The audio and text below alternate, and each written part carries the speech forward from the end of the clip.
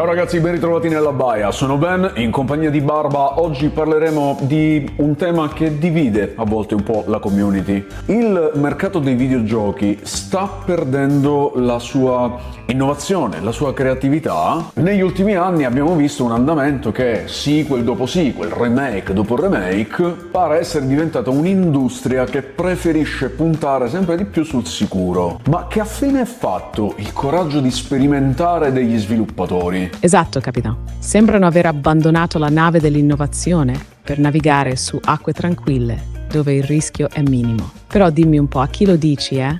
Con i costi di sviluppo che volano, gli studios non vogliono fare il salto nel buio, preferiscono restare a galla con il pilota automatico. Ma che noia, eh? Beh sì, in effetti siamo abituati a un certo livello di varietà che piano piano si sta perdendo perché i giochi si somigliano sempre di più. Però è proprio di questo che parleremo in questo podcast. Parleremo anche del ruolo dei giochi indie e vedremo anche come la VR potrebbe diventare terreno fertile per l'innovazione. Insomma, ci sarà un bel po' da discutere in questo podcast della baia, quindi mettetevi comodi e fateci sapere alla fine tra i commenti cosa ne pensate.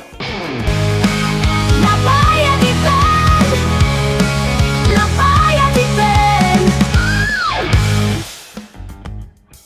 Bene, parliamo da sequel, remake e mercato AAA. Iniziamo proprio dal punto più evidente. L'industria AAA sembra essersi ultimamente impantanata in una palude di sequel e remake. Ogni anno non facciamo altro che rivedere gli stessi titoli riproposti, magari con una grafica rinnovata, però senza un'evidente novità. Questo effettivamente è un problema perché non c'è più innovazione, non c'è più creatività negli sviluppatori, o si tratta di un marketing basato sulla nostalgia ben gestito? Qui il dibattito si fa caldo. Da un lato, i remake sono come una vecchia bottiglia di rum che ci fa ricordare tempi passati, ma dall'altra, basta. Se stiamo solo rincorrendo ricordi invece di creare nuovi sogni, rischiamo di far affondare la nave nel nulla creativo. Beh, un po' di nostalgia comunque non fa mai male, però trovi che siamo arrivati a un punto in cui si creano giochi soltanto per massimizzare i profitti? Oh, assolutamente. È un po' come se stessimo cercando di vendere una bottiglia vuota dicendo che è l'ultima edizione limitata.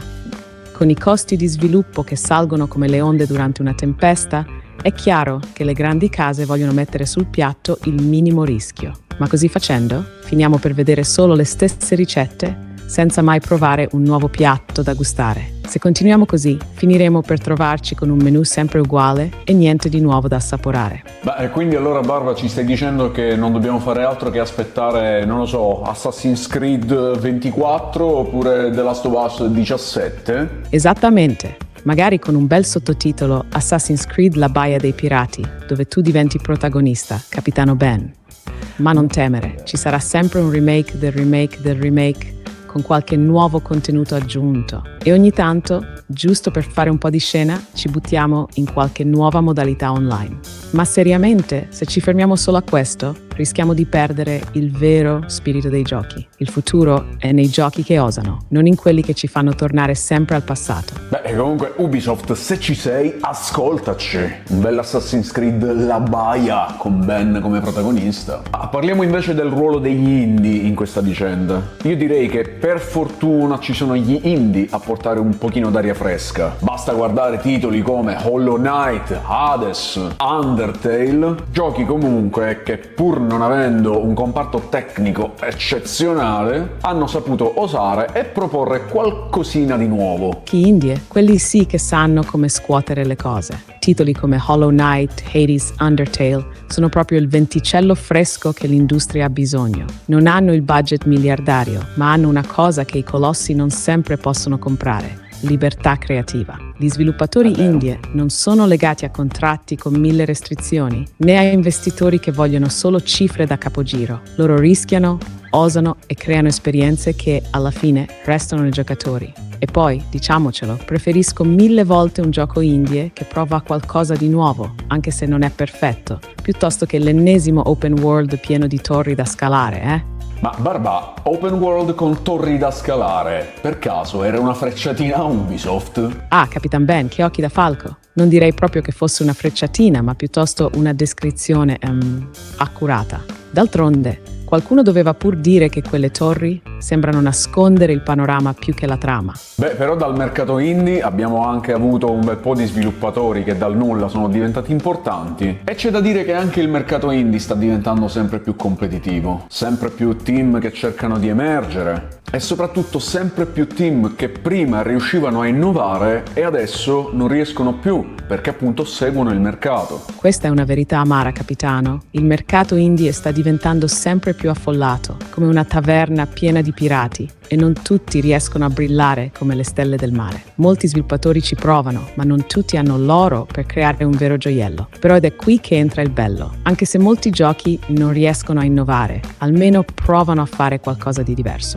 Non è mai un peccato provarci, e a volte in mezzo a tutta questa massa di tentativi troviamo il diamante grezzo. Quei giochi che riescono a spiccare una volta trovati sono una ventata d'aria fresca in un oceano di copie. E qui entra in gioco invece la VR, la realtà virtuale, che potrebbe essere la frontiera dell'innovazione, della creatività e dell'ispirazione. E voglio andare verso la conclusione di questo podcast parlando proprio di questo. Proprio la VR, che sta diventando un mercato sempre più importante. Se c'è un settore che sta davvero cercando di innovare, secondo me è proprio questo. Hai proprio ragione, capitano. La VR è l'ultimo baluardo dell'innovazione. Titoli come Half-Life Alyx o Boneworks sono esempi di come si possa fare qualcosa di davvero diverso e immersivo. Insomma, se vogliamo emozionarci, non dobbiamo più accontentarci di guardare uno schermo, ma tuffarci letteralmente nel gioco. Però c'è da dire anche che è sorto un problema, Barba, perché mentre il 2024 è stato un grandissimo anno per la VR, ma possiamo dire anche gli ultimi 2 anni, perché sono arrivati grandi giochi, grandi produzioni, con un grande budget dietro e con nomi veramente importanti, negli ultimi mesi stiamo vedendo una specie di ripensamento da parte di Meta, qualche passo indietro, perché vediamo che adesso, piuttosto che parlare di giochi sempre più importanti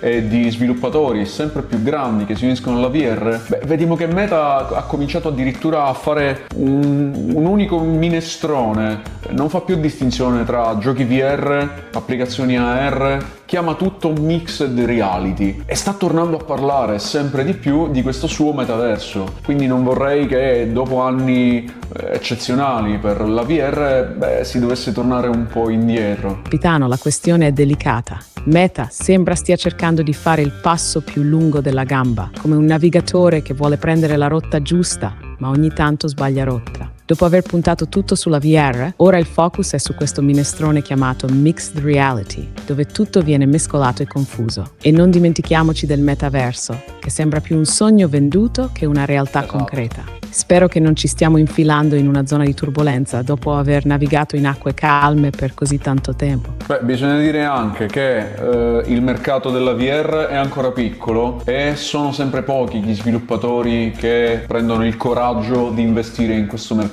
e quando lo fanno con giochini che sono più degli arcade, che starebbero bene in una sala giochi, piuttosto che delle grandi produzioni con una buona storia, un gameplay fatto bene e un gioco tecnicamente elaborato. Ragione, capitano. Il mercato della VR è ancora come una piccola isola sperduta e solo pochi temerari decidono di fare rotta verso di essa. E quando lo fanno, spesso ci troviamo davanti a giochini che sono più esperienze brevi e leggere, come quelli che troveresti in una vecchia sala giochi. Non è che non siano divertenti, ma mancano della profondità che ci aspetteremmo da grandi produzioni con trame coinvolgenti e gameplay rifinito. E poi c'è anche il discorso della parte tecnica. Alcuni giochi sono tecnicamente ottimi, ma sono ancora troppo pochi quelli che riescono a combinare davvero la VR con una narrazione solida e un design di gioco che sfrutti appieno le potenzialità di questa tecnologia. È come se la VR fosse ancora alla ricerca di una vera e propria identità, un po' come un pirata che non ha ancora trovato la sua bandiera. E infine, Barba, c'è ancora l'annoso problema che sempre va a contrastare con quegli sviluppatori che provano a innovare e a fare qualcosa di più importante, ossia le vendite. Abbiamo visto come giochi del calibro di Gorilla Tag che spopolano, e magari anche applicazioni social che sono più utilizzate, di giochi del calibro di Metro Awakening, Behemoth, Asgard Wrath 2. Abbiamo visto dei rarissimi casi, forse un unico caso nell'ultimo anno che è stato venduto più degli altri, ma in ogni caso parliamo parliamo di appena 1 milione di vendite ed è Batman Arkham Shadow. Tutti gli altri giochi di grosse produzioni abbiamo visto che non hanno fatto registrare grandissimi numeri, perché il problema di fondo è anche laddove gli sviluppatori innovano, e poi ci sono i giocatori che pur lamentandosi che non arrivano mai i giochi AAA,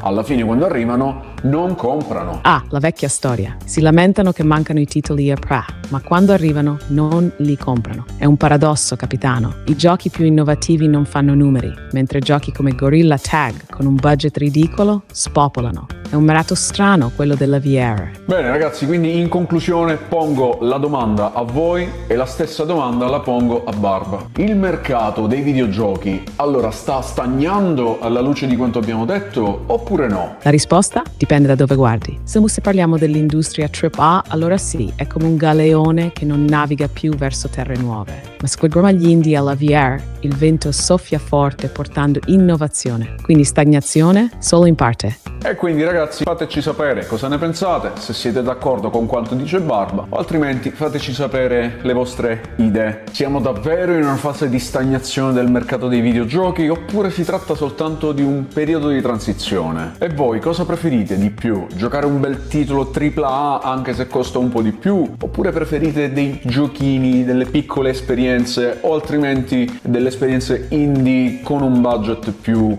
contenuto? Fatecelo sapere tra i commenti. E ricordate, se vi è piaciuto il nostro discorso e volete più discussioni sul futuro dei videogiochi, mettete un like, iscrivetevi e fatevi sentire. Io ringrazio tutti voi, facenti parte della ciurma e non, per aver seguito questo podcast fino alla fine. Fatemi sapere se trovate interessanti questi contenuti e se vi piace quello che faccio, ragazzi, in fondo giù sotto al video c'è il tasto grazie che serve per lasciare qualche doblone nel forziere della baia. Dal Capitano Ben è tutto, vi aspetto nella baia insieme a Barba. Un saluto marmaglia. Ho ho!